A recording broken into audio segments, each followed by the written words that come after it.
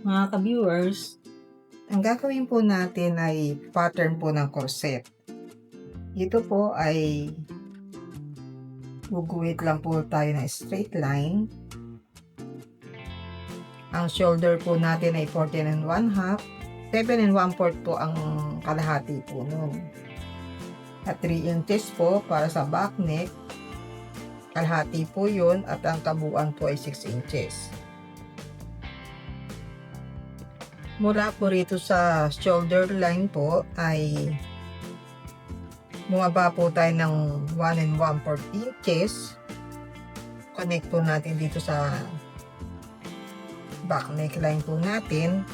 At ito na po ang ating pinaka back shoulder. Para makuha natin ang front shoulder po, ay magbaba rin po tayo ng 1 and 1/4 inches. Connect po natin yung ating sukat. Ito na po ang ating front shoulder. Mula po sa front shoulder, ay sumukat po tayo ng kalahati ng ating armhole, 9 1/4. At yung ating bust height, mula po sa shoulder hanggang sa bust po natin, pinaka-tip po noon, ay 10 inches po. At yung under bust po natin ay 13 inches. Mula po sa shoulder hanggang sa ilalim po ng ating bust, yun po yung under bust na sinusukat po natin. At ang front figure po natin ay 17 and 1/2 inches po. Eskwalahin lang po natin.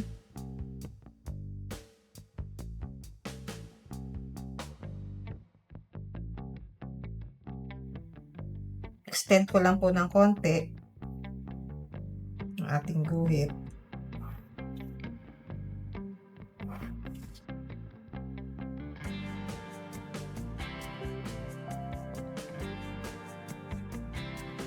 Dito po sa ating kalahati ng armhole ay isukat naman po natin yung ating 1/4 ng bust. Ang bust po natin ay 37 inches, ang 1/4 po nun ay 9 and 1/4. Di na po tayo dito magdadagdag ng 1 inch dahil ang corset po ay saktong-sakto po sa katawan. At ang waistline po naman natin, yung pinakasukat, ay 26 and a half at ang 1/4 po nun ay 6 and 5/8.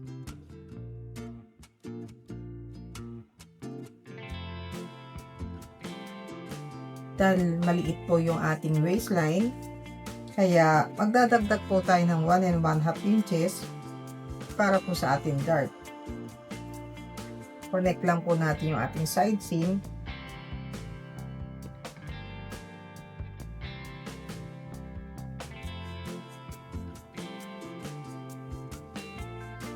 Dito naman po sa bust height po natin ay isukat po natin yung 3 and 3/4 para po sa ating bust distance. Dahil 7 and a half po yung ating kabuuan ng bust distance po natin. Kaya 3 and 3/4 po yung kalahati. Connect din po natin.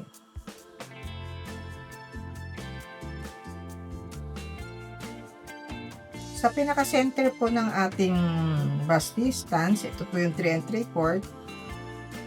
Dito po tayo sumukat ng 3/4 sa center. 3/4, 3/4 po. Dahil 1 and 1/2 inches po yung ating dart. Gumamit po tayo ng hip ruler para sa ating pong dart.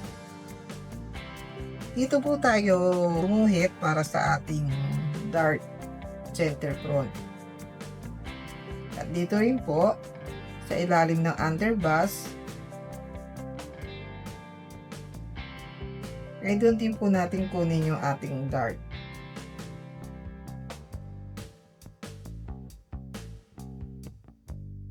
Sa ating armhole po ay hatiin lang po natin yung sukat ng ating armhole, tsaka yung ating front shoulder, 8 inches po yan. Ang kalahati po ay 4 inches. Mula po dun ay itapat po natin yung ating front chest. 5 3/4 po yung kalahati ng ating front chest na 11.5 inches po. Gumamit lang po tayo ng French curve para sa ating armhole.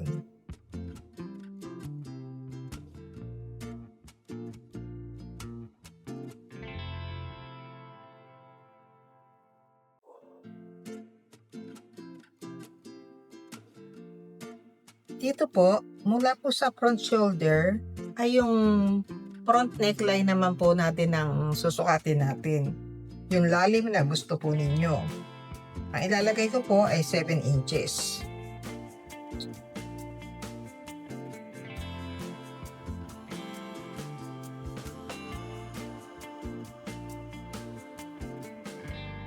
Ngayon, ang gagawin naman po natin ay yung ating bra cups. Sa bra cups naman po natin, ganito lang na po ang gagawin natin. Bakit lang po natin itong pong front neckline po natin. Gayun din po tong bust height at under bust po.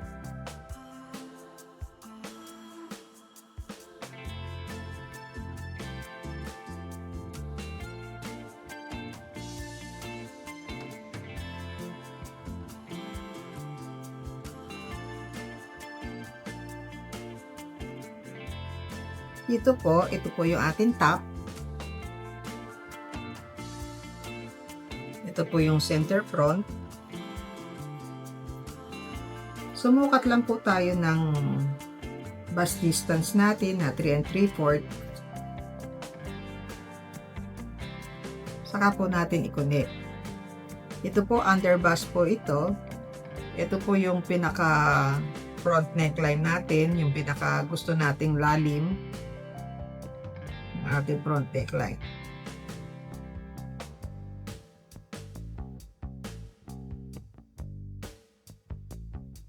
Mula po dito sa center front, magbawas po tayo ng 3/8 para po ito doon sa pinakagitna po ng ating corset sa center front po.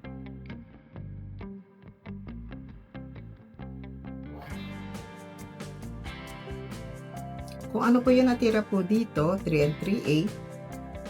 3 3/8 din po ang susukat natin dito sa kabila. Dito po sa side.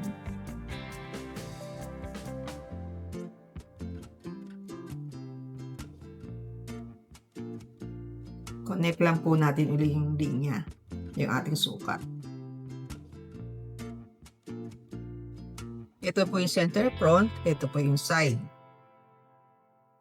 Isumukat po tayo dito ng 3/4. Mas malalim po dito sa side naman ay 3/8 lang po. Gumamit po tayo ng press curve.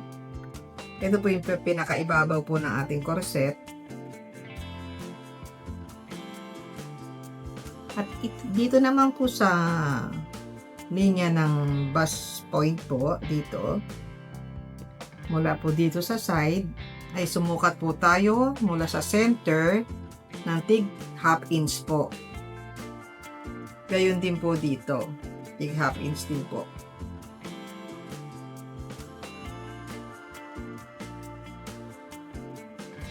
Saka po natin uli i-connect.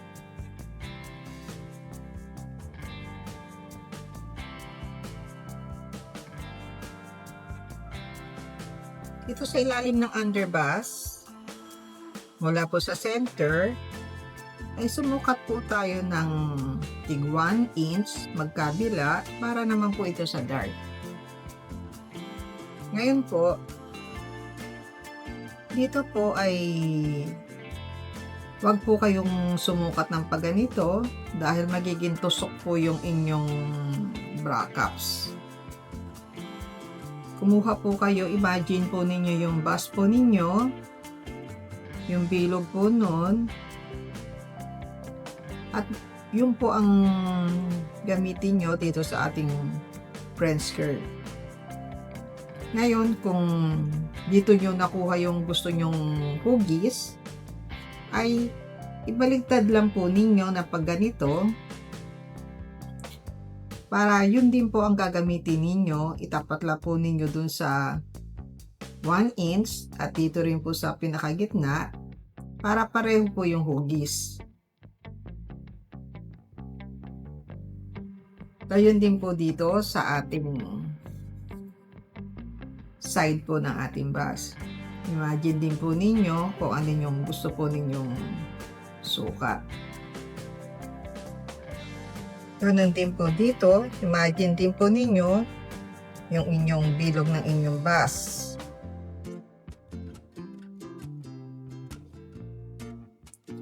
Hawakan din po ninyo kung saan tumapat at din po ninyo itatapat yung inyong French card.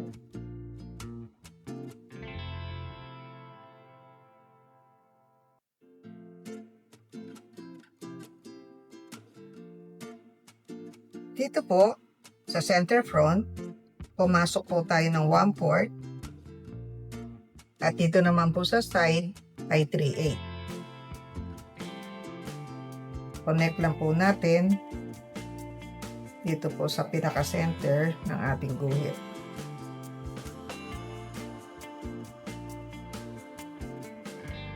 Sulatan po natin to ng center front. Ito po yung pinaka-center front niya. Ito po yung top.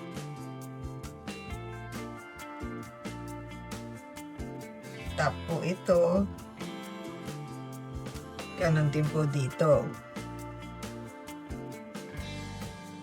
Ito po yung side. Pinaka-side po. Para hindi po tayo malito.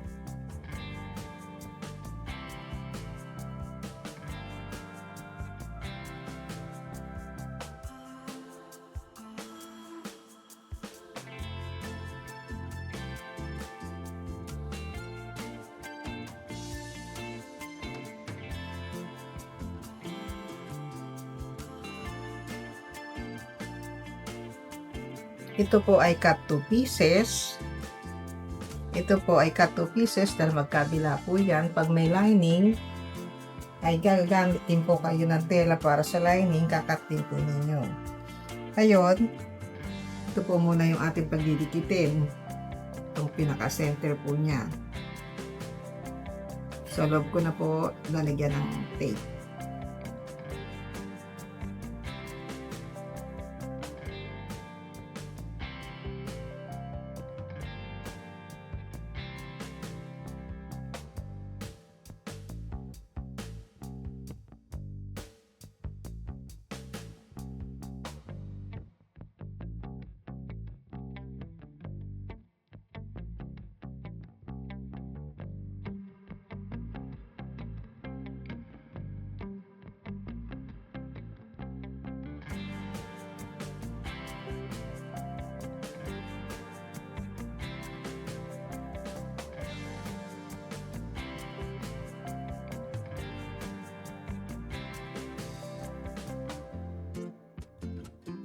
Tapat po natin dito sa center.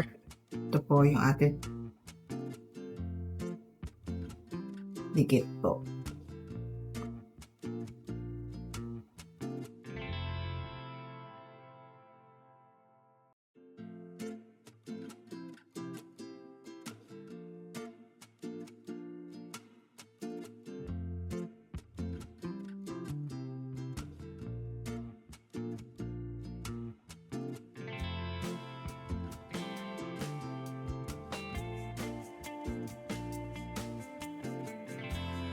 Ngayon, saka po natin i-trace po dito.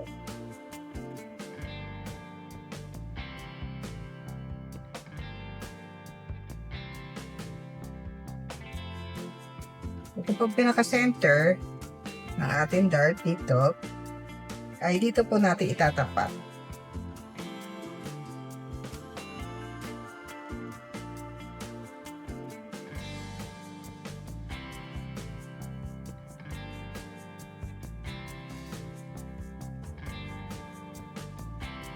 At ito naman po ay dito naman natin itatapat. Dito po.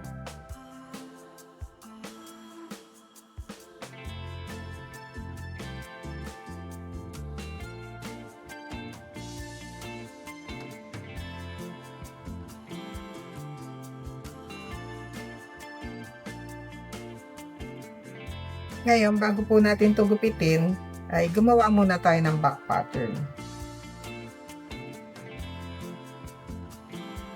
Straight lang po natin yung ating linya.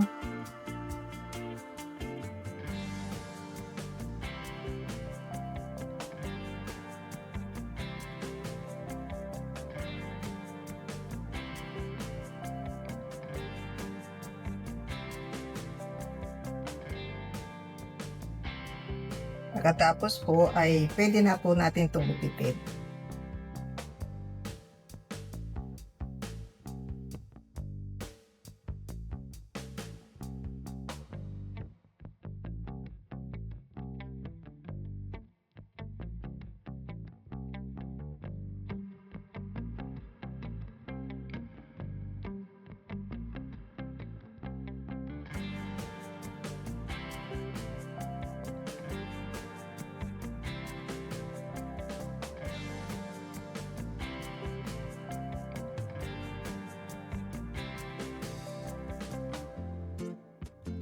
Kopyahin lang po natin.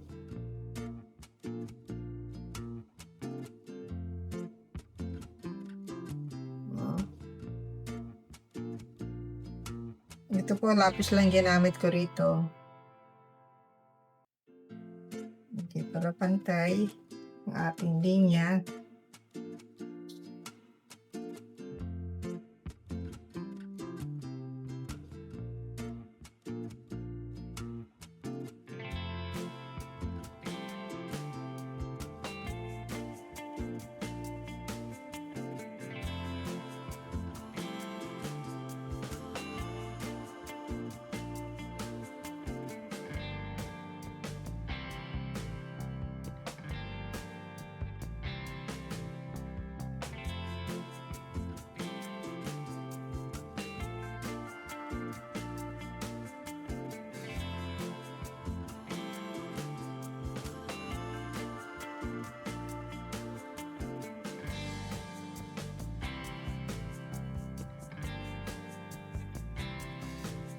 Ito yung ating side seam.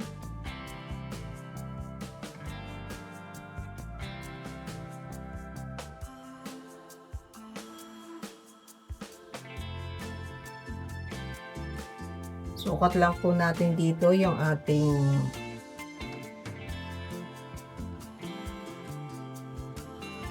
bust distance. 3 3/4. 3 3/4.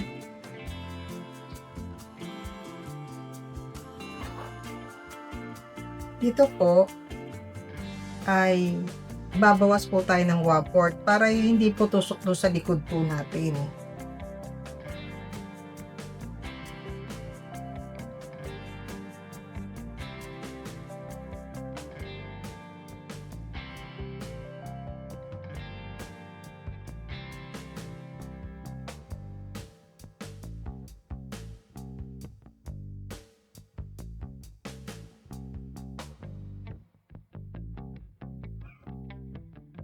Kung ano po yung binawas natin na dito, ay idadagdag po natin dito sa side. Dito sa center back po. Para di po sumikip yung ating pattern, yung ating pong damit, yung ating pong corset. Ito na po yung ating center back. Dito po, mamaya, makikita po ninyo ito. Ayan po yung center back natin. Pwede po kayo kung ano po yung gusto nyo lalim dito sa ating back pattern. Kung ano po yung nais po na yung lalim dito. ay nasa inyo po yung kung ano pong gusto po ninyo. Ito po, nagbabalang po ako ng 1 inch dito. Ito po yung center back na natin. Ito na po yung bagong center back.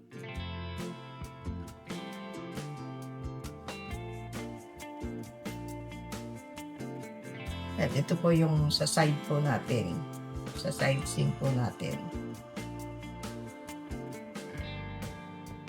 Ito po yung sa waist.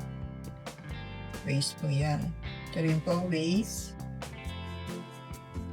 Ito po yung center front. Ngayon, pwede na po natin gupitin.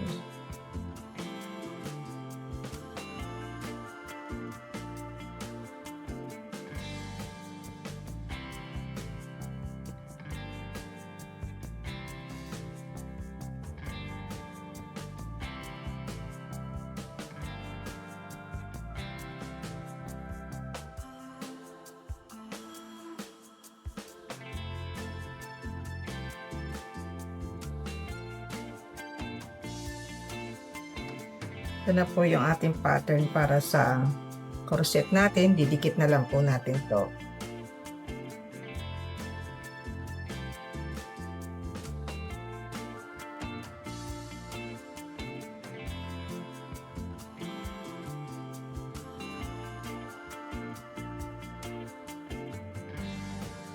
Ito po yung center front. Dito rin po natin tatapat sa center front po. Tapat po natin tong center dito po sa center ng dart po.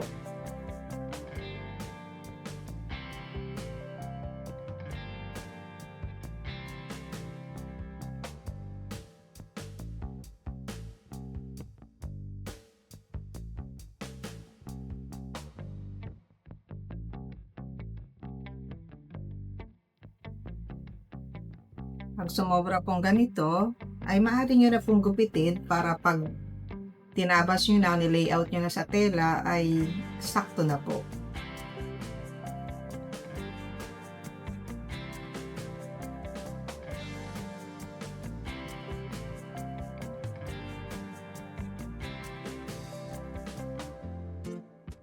Ito po, bawasan din po ninyo ito para sakto po ito sa pagtabas nyo.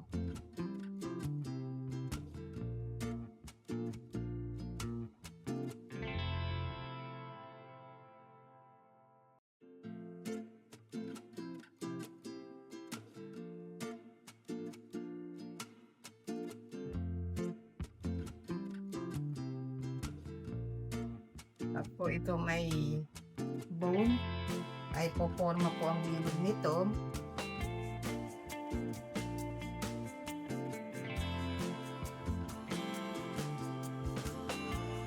At ito naman po yung ating back.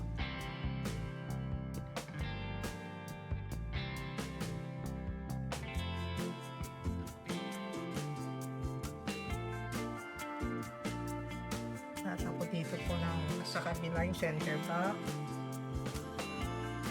yung waist, yung side seam,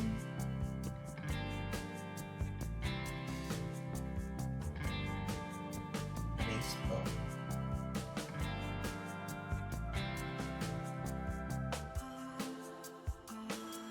Ayan.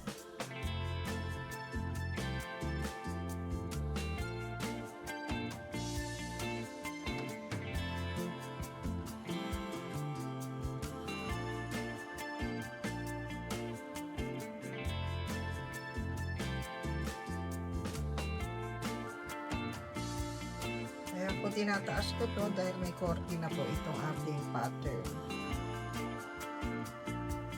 Para humakap po ito sa ating katawan. Kaya po ganyan.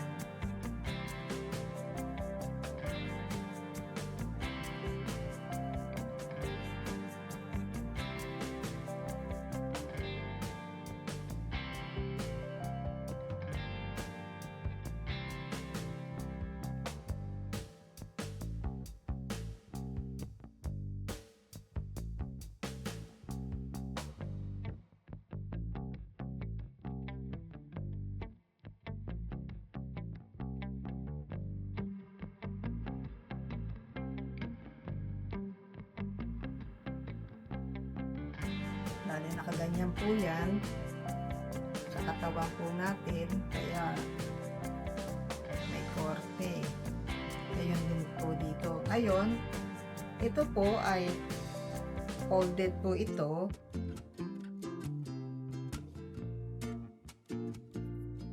Cut one piece lang po ito. Lagyan po natin ng gray line.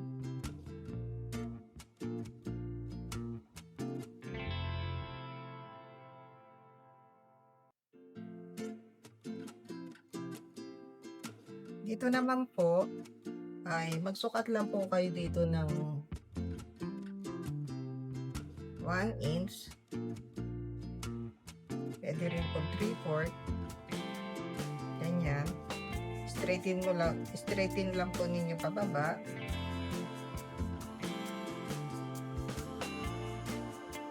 Dito po ay lagyan din natin ng grain line.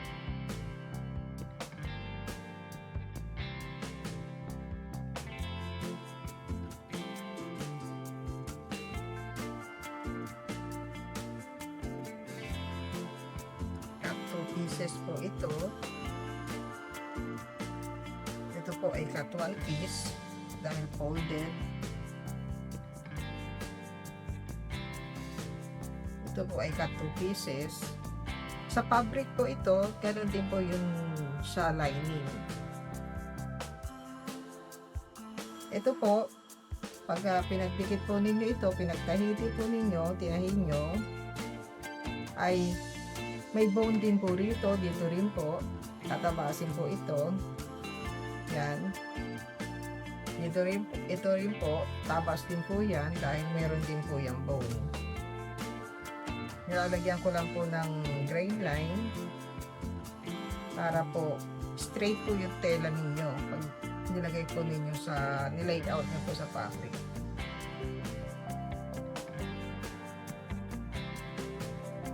Cut 2 pieces din po ito.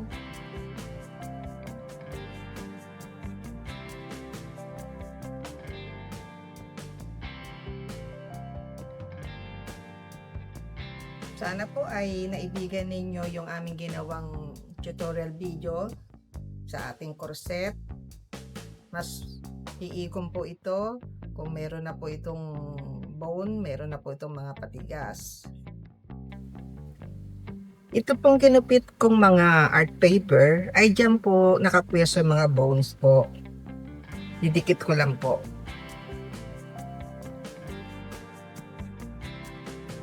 Maraming salamat po sa mga nag-subscribe po at maraming salamat po sa patuloy pong sumusuporta sa aming channel.